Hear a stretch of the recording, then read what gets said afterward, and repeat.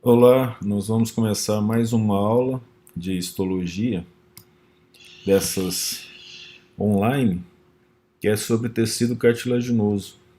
Então nós já vimos o tecido epitelial, dividido em tecido epitelial de revestimento e tecido epitelial granular. Estudamos a matriz extracelular separado dos tecidos. Iniciamos tecido conjuntivo propriamente dito. E essa aqui é a quarta aula. A quarta aula, vamos dizer assim, quarto assunto, né? Que é o tecido cartilaginoso.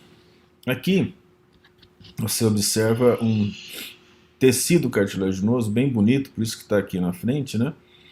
E isso que você está vendo são os condrócitos. E o que está em volta é a matriz cartilaginosa, que é uma matriz extracelular também. E aqui em cima o pericôndrio. Observa a diferença do aspecto do núcleo das células que estão aqui no pericôndrio, ou seja, peri é aquilo que envolve a cartilagem, e os condrócitos, que são as células cartilaginosas que estão nessas celas aqui, ó, nessas lacunas, né? Aqui, por exemplo, é possível verificar duas células nessa lacuna, né? Aqui duas células também. Aqui talvez três células. Só uma visão geral sobre o tecido cartilaginoso. Ele é um tecido especializado em sofrer impacto. Na verdade, não é sofrer impacto, é absorver impacto. Ele tem uma consistência rígida, gelatinosa, com alto grau de flexibilidade. Assim como os tecidos epiteliais, eles não são vascularizados, então eles dependem do conjuntivo adjacente para receber alimento. O que se deve pensar sobre isso é que quanto maior o pedaço de cartilagem no corpo, mais difícil é a alimentação total dessa estrutura, né, com aumento de volume. Porque o alimento e o oxigênio ele vai passar por difusão dos vasos para as células cartilaginosas. Então você imagina que nesse caso existe uma matriz e a matriz é gelatinosa, então a velocidade de difusão é menor, né? Também não possui linfáticos e não possui nervos, então a cartilagem não gera sensibilidade para o sistema nervoso. O tecido cartilaginoso é dependente do metabolismo do indivíduo. Se o indivíduo é mais novo, a pressão de oxigênio, a quantidade de alimento, ela chega em maior quantidade para a cartilagem. Quando ele é mais idoso, evidentemente por causa dessa difusão, tendo um metabolismo geral menor, a cartilagem é menos alimentada. Isso em termos de vasos sanguíneos, né? Mas tem cartilagem, como a cartilagem articular das junturas, muito móveis, e que elas são alimentadas pelo líquido sinovial, também por difusão. Esse líquido sinovial é aquele líquido que fica entre as cartilagens articulares, né? Preso sob pressão entre as duas cartilagens de dois ossos diferentes. As funções da cartilagem estão associadas a suporte de tecidos moles. Isso é até interessante verificar, porque se nós colocássemos suporte de tecido duro também, porque a fibrocartilagem ela está entre as vértebras e está gerando uma flexibilização e um coxim de absorção de impacto entre as vértebras, né, que é uma fibrocartilagem. Em relação aos tecidos moles, nós vamos ver que ele exerce uma forma de proteção quando nós pensamos nas costelas e a ligação das costelas com o externo, o osso externo, né? E nesse caso, não somente a proteção, como também um tipo de suporte para os órgãos coração e pulmão, timo também, né? Absorve choques é bem especializado nisso, né? No caso, facilita o deslizamento.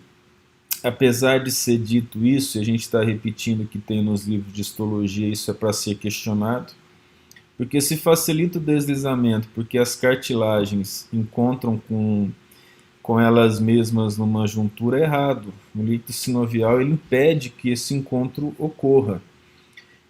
Testes feitos com uma película de água no chão, um peso muito grande em cima, ainda fica uma pequena película.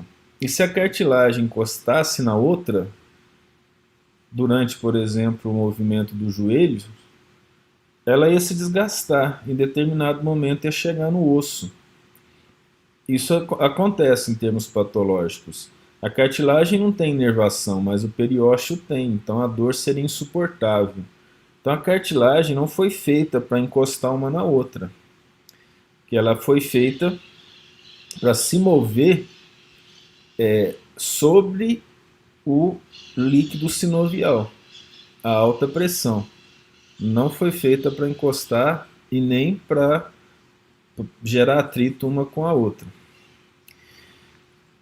Participa na formação e crescimento dos ossos longos. Na verdade, ela é o molde dos ossos longos no embrião, no feto e na criança. Até cerca de 21 anos já foi encontrado na mulher e 24 anos no homem. Ainda ossificação acontecendo, né? Mas aí está na associação entre a escápula e a clavícula, não é crescimento longitudinal. As funções gerais da cartilagem são essas, né? Dependendo do grau de profundidade, outras coisas vão sendo analisadas. Ela é formada por condrócitos. Quem formam os condrócitos são os condroblastos, que são os condrócitos de maior metabolismo, que estão situados no pericôndrio, na periferia da cartilagem. Fibras colágenas e colágenas associadas às elásticas. A quantidade dessas fibras vai determinar o nome da cartilagem, se ela é fibrosa, se ela é hialina, se ela é elástica. E a substância fundamental amorfa tem a mesma constituição da substância fundamental amorfa dos tecidos conjuntivos. Só que a quantidade de fibra sendo maior dá consistência gelatinosa para a cartilagem, né? Então tem as GAGs, as proteoglicanas, as glicoproteínas. Água em grande quantidade também, né? Em geral, a cartilagem tem uma consistência firme. Quanto mais dura a cartilagem, mais firme, que é o caso das cartilagens elásticas. Devido à grande quantidade de glicosaminoglicanas sulfatadas. Se tiver dúvida, nesse momento é bom voltar na aula de matriz extracelular, né? Colágeno, que são as fibras principais do tecido conjuntivo. E a água solvatada, ou água de solvatação, que é a água ligada às moléculas. E as cartilagens são envolvidas pelo pericôndrio, que a gente já vem falando, exceto as cartilagens articulares e as fibrosas. Existe um motivo funcional para isso, que é que o pericôndrio ele gera um crescimento da cartilagem. E tem cartilagem que não pode crescer. Você imagina se a cartilagem da articulação do joelho, dos dois lados, né, do fêmur e da tíbia crescessem, o indivíduo também ia crescer, né? E elas chegariam um momento que a pressão ali seria muito grande, porque os ligamentos não vão crescer, estão sustentando essa articulação. Então elas não podem crescer, essas cartilagens. As que não podem crescer, elas não têm pericôndrio.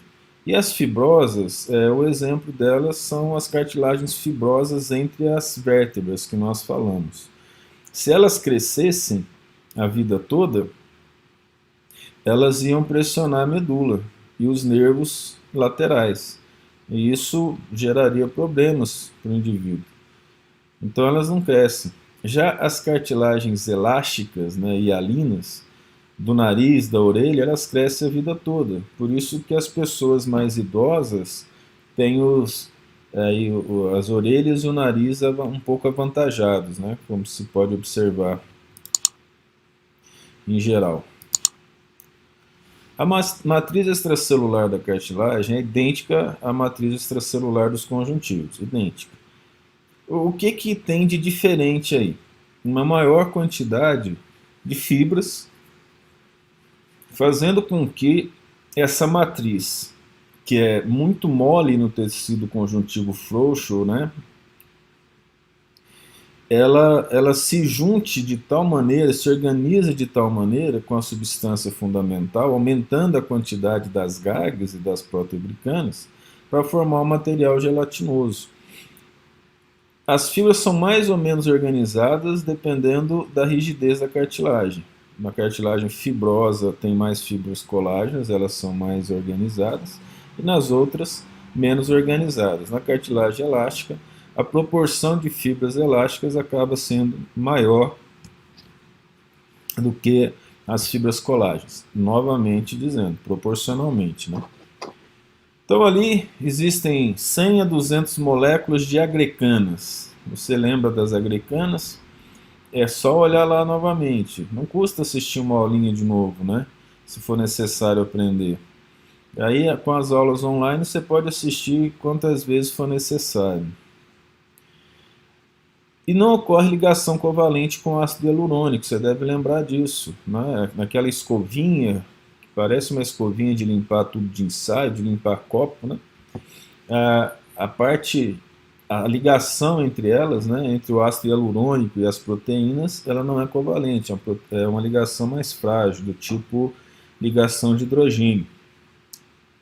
Eu cheguei a dar o exemplo que uma ligação covalente carbono-carbono gasta em média 100 quilocalorias para quebrar. Uma ligação de hidrogênio varia aí de 7, 9 a 12 quilocalorias por mol para ser quebrado. Essas agrecanas, né, que o nome já fala, está associado à agregação, elas estão no interstício das fibras colágenas. Aqui em cima, aproveitando a figura, a gente vai ver isso, ó. Fibras colágenas e aqui aquelas, né, buchinhas, que está falando moléculas de ácido hialurônico, que está no centro, e as proteoglicanas, né, ligadas, proteoglicanas, glicosaminoglicanas ligadas a ele de forma não covalente, que formam as chamadas cadeias laterais aqui, além de terem as glicoproteínas de adesão, na qual a principal, o nome já diz, né, condronectina, que associa os condrócitos à matriz extracelular. Aqui o esquema também, ó, do ácido hialurônico, né, no centro. Temos aí a proteína de ligação, que o eixo da proteína, essa ligação não é covalente, então essa representação não está muito boa. E a partir do eixo da proteína, veja bem, tem condroitin sulfato, proteoglicanas e ligado aqui em volta, essa parte que está aqui em verde escuro e verde claro, né? Parecendo uma bandeirinha aqui, ó. Isso aqui é o colágeno tipo 2, que é o principal colágeno das cartilagens. O pericôndrio, o nome fala, peri envolve, né?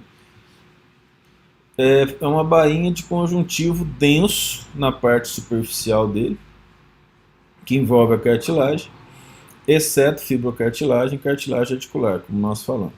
Já mais próximo da cartilagem, ele não é tecido conjuntivo denso, é tecido conjuntivo frouxo, porque a tendência das fibras é atrapalhar o metabolismo dos condroblastos que estão ali. Muita fibra dificulta o movimento celular, gera proteção, mas diminui o metabolismo das células que estão ali. Essas fibras têm bastante fibrócitos, como nós vimos, né? Mas você imagina uma célula tendo que sair da corrente sanguínea e atravessar as fibras.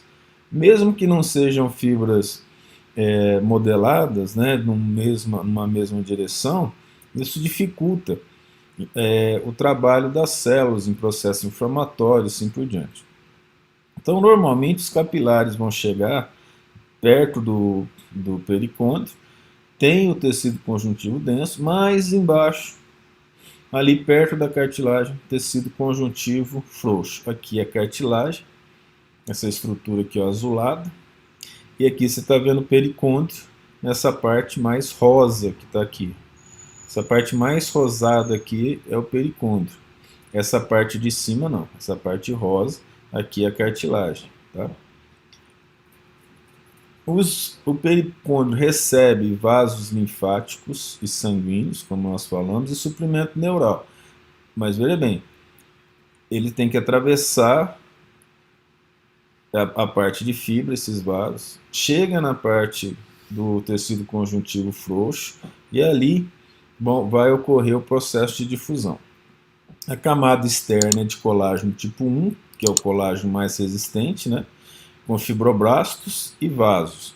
Aqui está falando fibroblastos, mas você sabe que fibroblasto e fibrócito são estados metabólicos diferentes da mesma célula.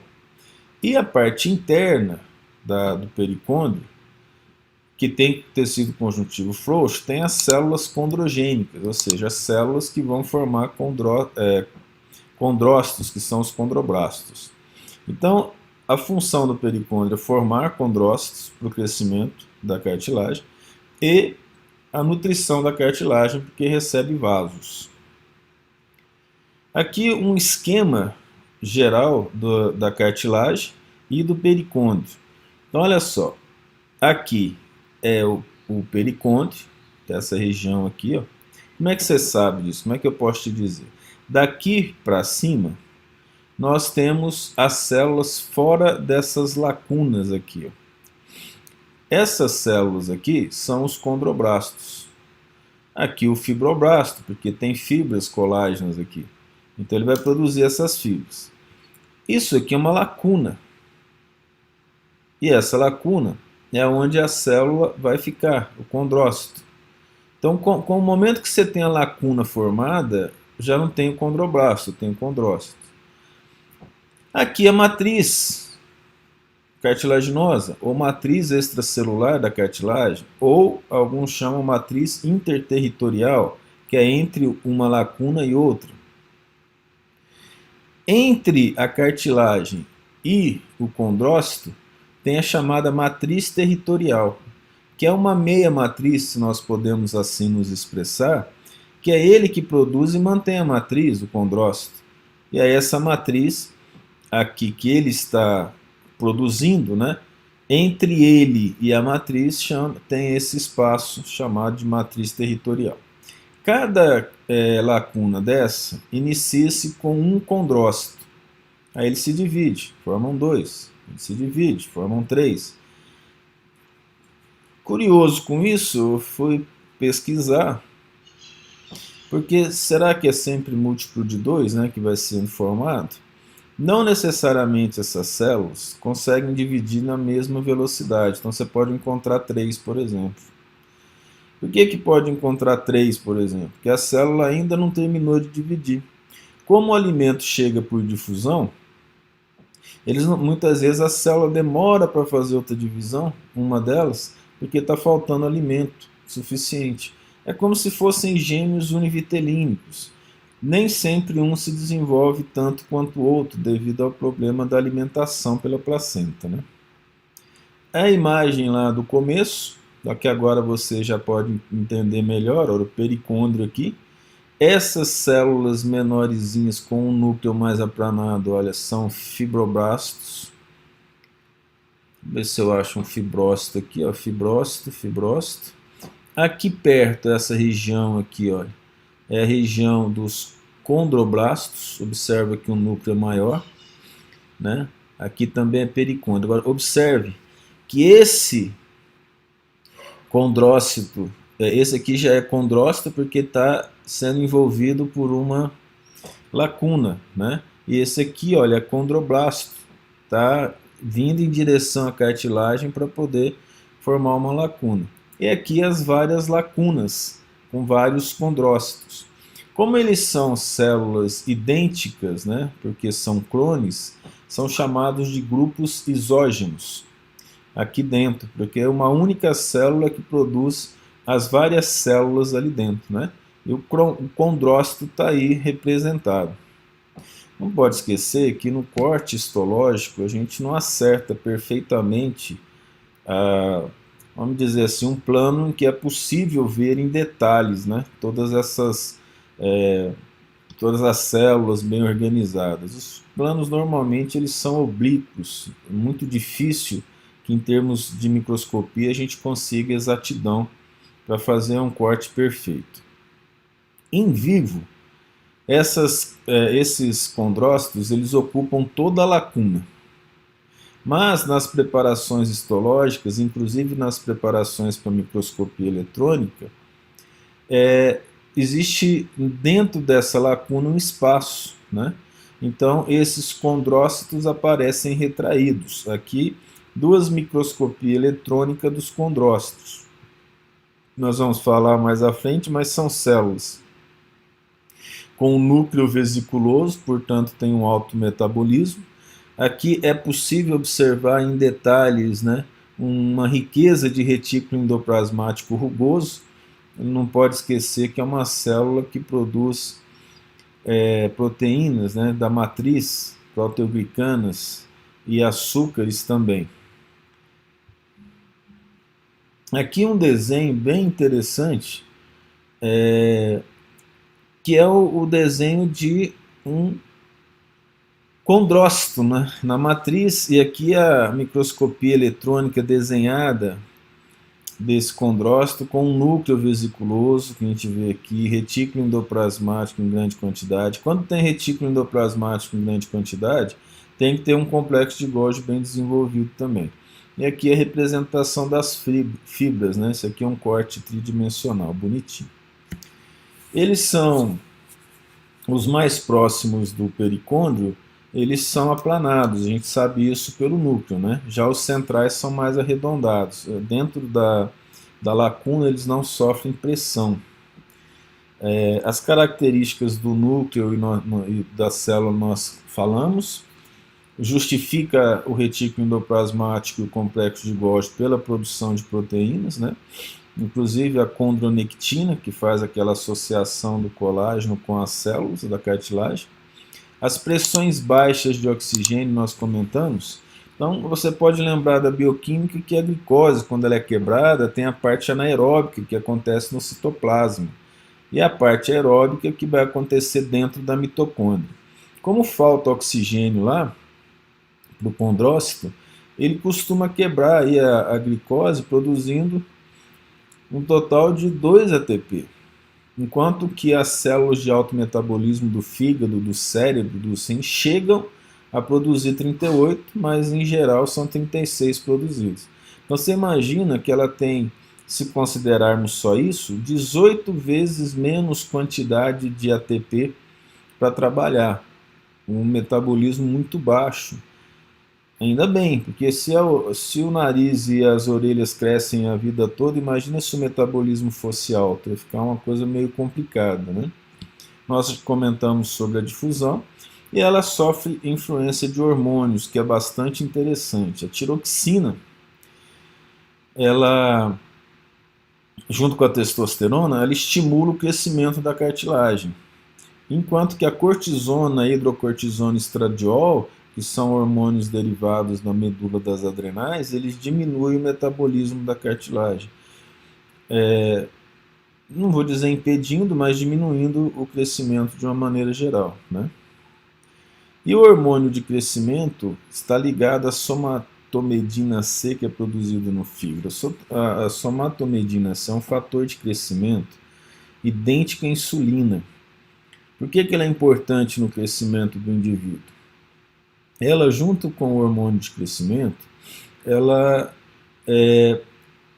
vamos dizer assim, ela faz com que o tecido adiposo e o açúcar do fígado sejam liberados para as células para aumentar o metabolismo da cartilagem e gerar o crescimento. Mas como assim? Quem determina o crescimento do indivíduo é o molde de cartilagem.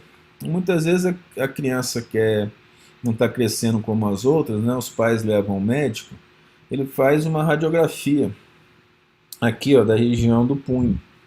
Essa radiografia vai mostrar o tamanho da cartilagem epifisária no rádio.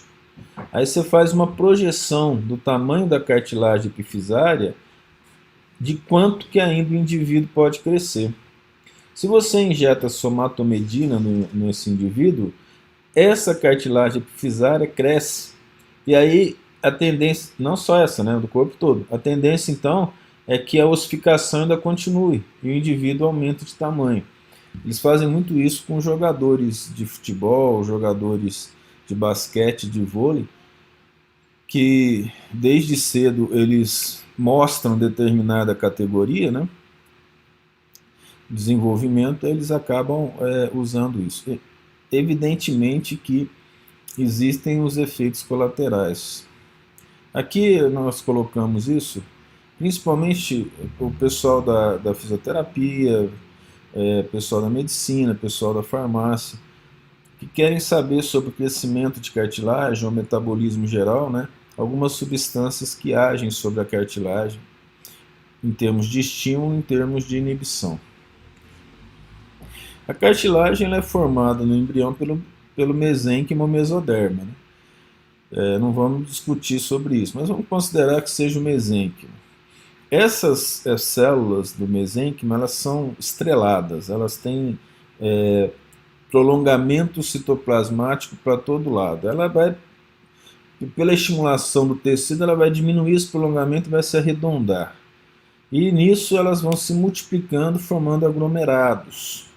E esses aglomerados são os condroblastos. Como que isso acontece? Por estimulação do tecido adjacente ou vizinho, né? Não temos como entrar em detalhes nisso, mas essa luta para compreender por que uma parte do DNA começa a se expressar em determinada idade, determinado fator, em determinado momento, nós não sabemos ainda. Muitas vezes a gente lê as informações e fala o tecido tal estimula o outro, mas como e porquê, nós mais sabemos o como do que o porquê, né? O como é o processo de expressão do DNA que nós conhecemos. Aí esses condroblastos começam a sintetizar a matriz e começam a se separar e se aprisionar dentro das lacunas, porque essa matriz é rígida. E a partir daí, dessas células que são aprisionadas, elas vão se dividindo, né, em grupos de 2, que são os grupos isógenos que nós mostramos. Essa aqui é uma imagem mostrando as células mesenquimais estreladas, como se pode observar aqui, sofrendo divisão.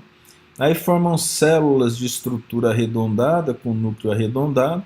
Essas células começam a produzir matriz extracelular e se afastam umas das outras até formar os grupos isógenos que nós estamos vendo. Então esse é o processo de formação da cartilagem, né? 4 passos bem característicos. O mesênquima perdendo prolongamento, formando células arredondadas.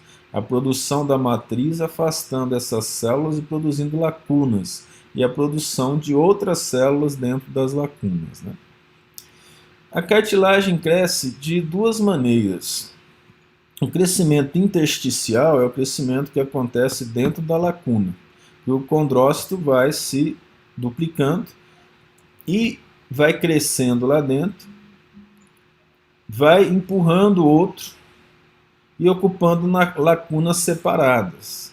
Essa é a parte interna da cartilagem. Isso durante o desenvolvimento dela ou a produção de matriz extracelular por essas células dentro ali do grupo isógeno.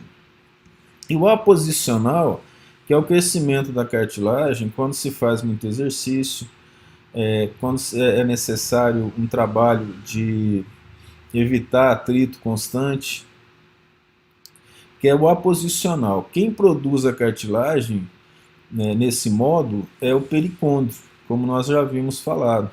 Então esse pericôndrio está ali na superfície, tem condroblasto, e o condroblasto vai penetrando a cartilagem, ele vai formando matriz em volta dele, formando lacuna em volta dele, que é a partir da periferia. Estudos recentes mostraram que quem forma esses condroblastos são os fibroblastos. Então o fibroblasto tem a capacidade, dependendo da pressão daquele ambiente interno, né, gerado por fatores externos, de formar condroblastos também. Dependendo da matriz, as cartilagens são divididas em cartilagem alina, cartilagem elástica e cartilagem fibrosa. A hialina tem colágeno tipo 2 na matriz extracelular.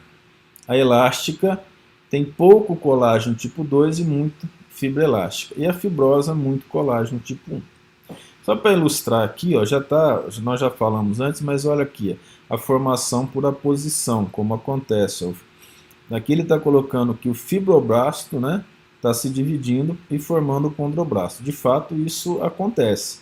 Mas normalmente você tem um pool de condroblastos aqui nessa região azul, ó, que está sendo mostrado, e ele vai participando, formando matriz em volta, né? E aí uma nova matriz é uma nova cartilagem.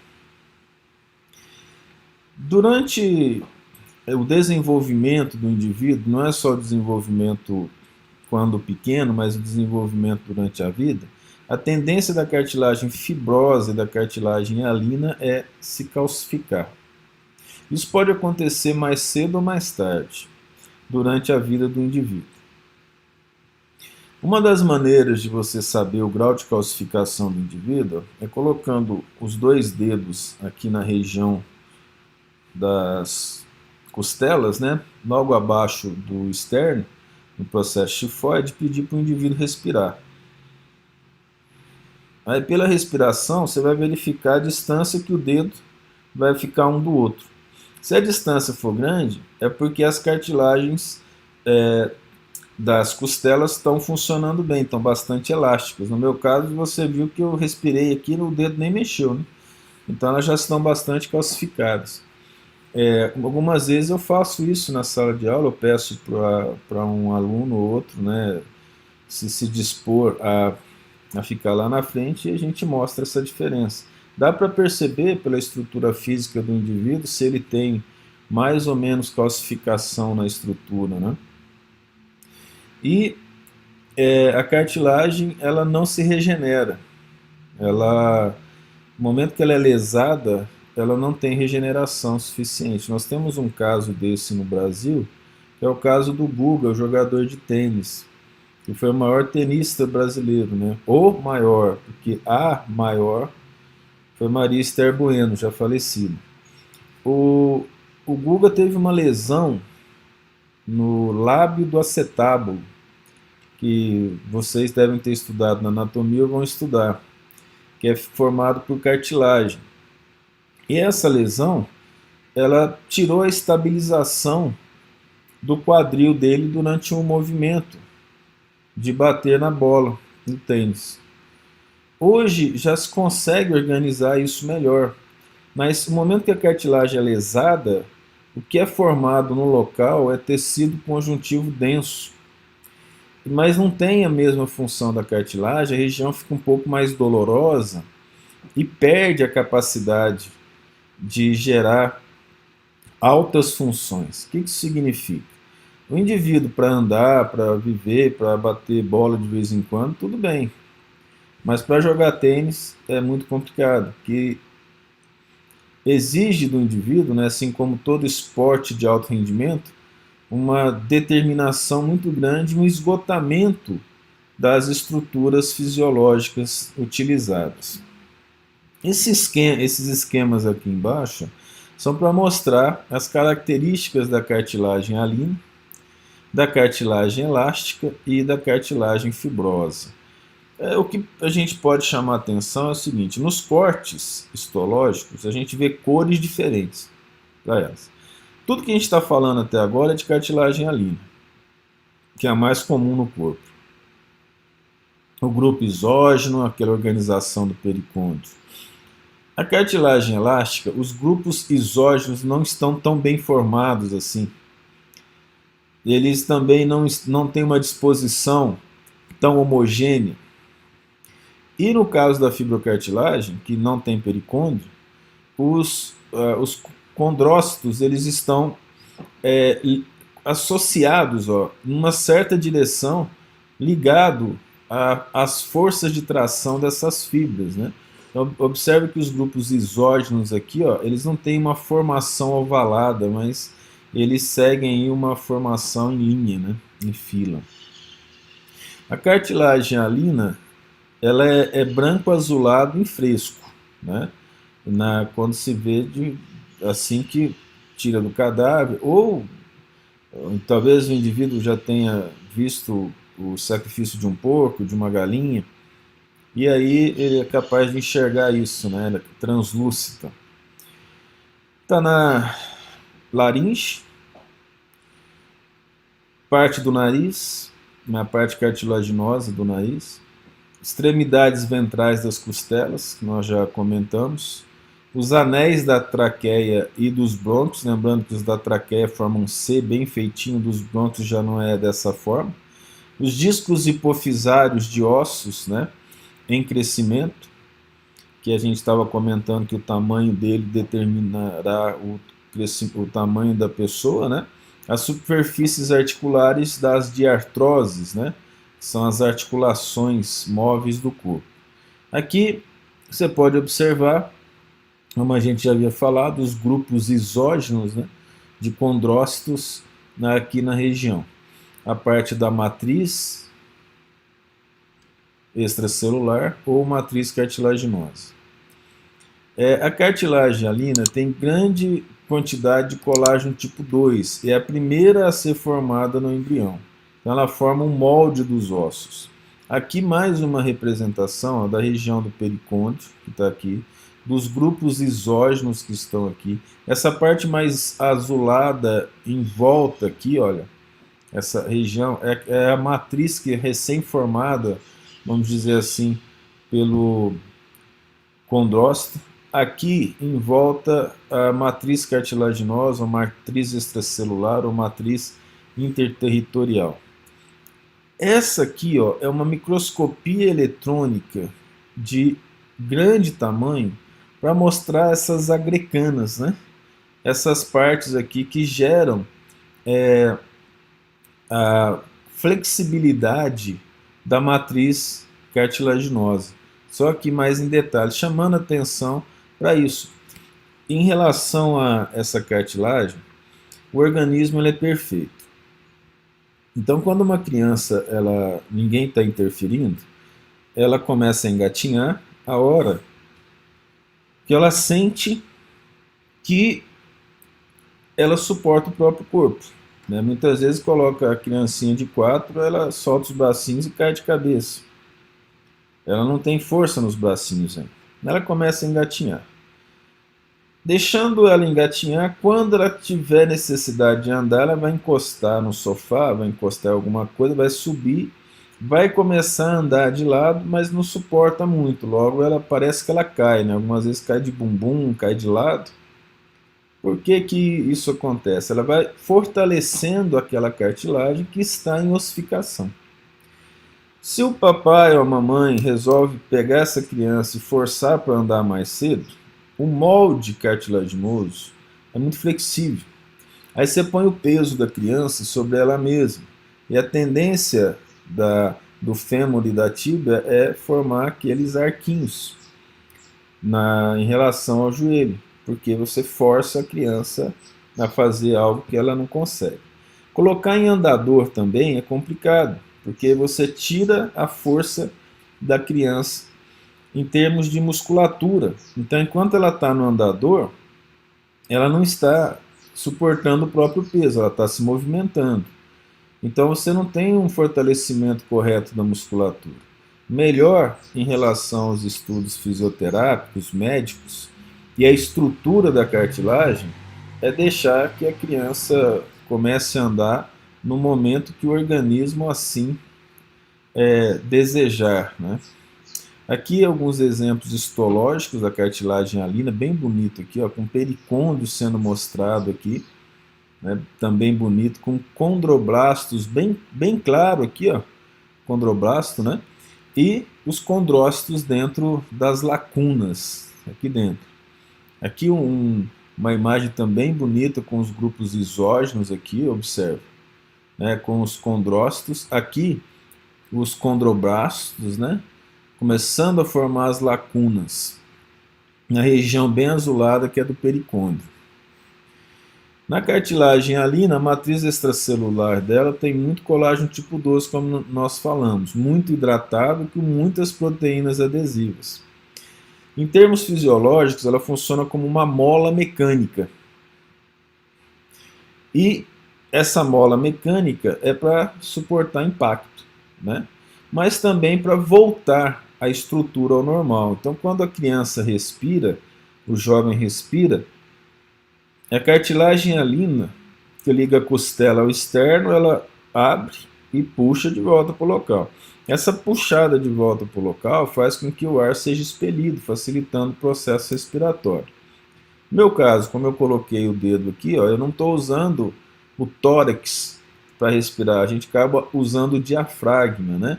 E é uma respiração mais difícil algumas vezes. Também existem outros tipos de colágeno, né, na matriz extracelular da cartilagem alina. A orientação dessas fibras está associada às forças de tração que ela sofre. Se é paralela à superfície ou não é paralela à superfície, nós não podemos dizer, por exemplo, que a ponta do nariz sofre tração, né?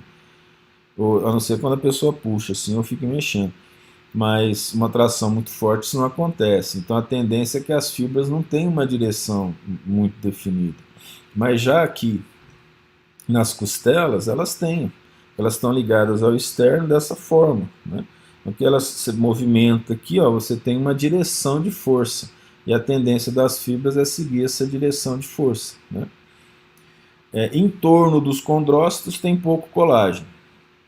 E também apresenta aquela região metacromasia. Se você lembrar, a metacromasia é quando você coloca um corante de uma cor, e aí quando ele cora as substâncias, ele está de uma cor diferente daquela inicial dele.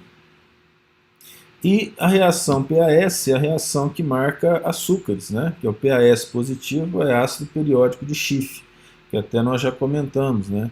Que é o experimento lá da batata, né? Quando a batata não está madura, não tem mudança de cor, você coloca iodo, né? Periódico, né? Que é o HiO4. E a matriz interterritorial é rica em colágeno tipo 2, como nós falamos. Novamente aqui, olha, mais uma fotomicrografia mostrando os grupos isógenos, mostrando aqui dentro a matriz cartilaginosa. Isso aqui é um dado que nós colocamos aqui, ó, que foi identificado recentemente, né, uma rede de fibras colágenas no material semelhante à lâmina basal. Por quê? A lâmina basal normalmente ela é associada às células epiteliais, às células musculares, mas aqui parece que existe uma lâmina basal ou uma característica de lâmina basal envolvendo a cartilagem alina. Mas é só uma informação geral. Aqui os esquemas, né, em 3 dimensões da matriz da cartilagem, das fibras. Você tem grupos isógenos aqui, ó, separados, né? E aqui você tem a organização das fibras em relação aos grupos isógenos. Veja só, que interessante, né? Então não é nada por acaso aqui, está tudo organizado. Aqui também, ó, você tem a cartilagem e as fibras, né? Separando esses grupos isógenos, aqui um vaso sanguíneo, aqui a região do pericôndrio, né? Essa aula para por aqui e a gente vai buscar em outra aula a continuação de tecido cartilaginoso. Até mais.